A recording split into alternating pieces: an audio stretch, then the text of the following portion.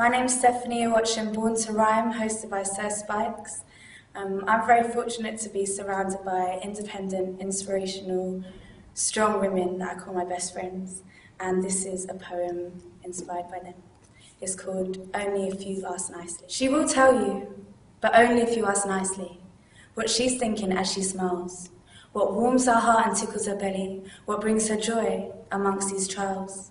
She'll whisk you away like the dreams of her children, beyond the beginning of what it was to dream, gliding through clouds while she whistles a tune.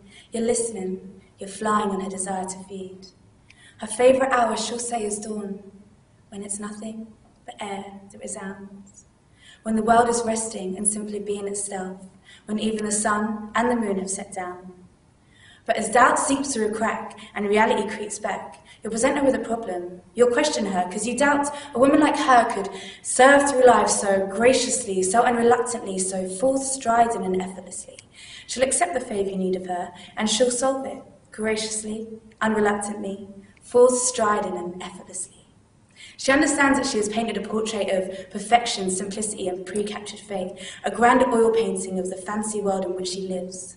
So she'll complete the task, the test that you ask, and she still seems too good to be true until she'll eventually deny the solution. She'll say, "You've a misconception of my vision.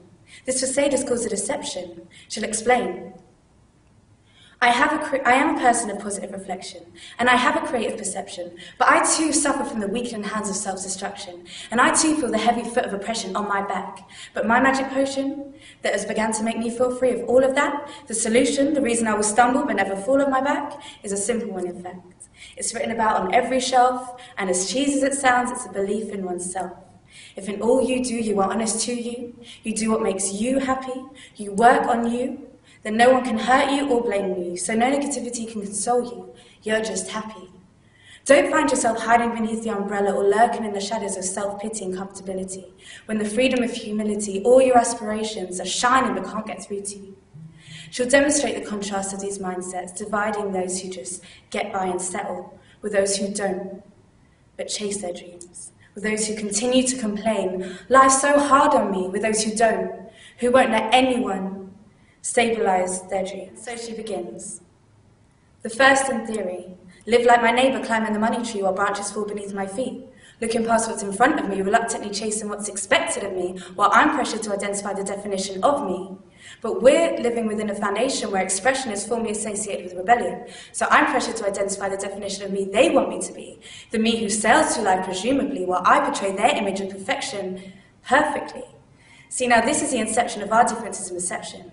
This mindset is headed in a clear direction where one day I will look to my right and lonely left, down at my sandpaper-feeling fingertips, up at my wrinkles like in any real sense of depth, and finally close my eyes while regrets rest on my lips? No, she says.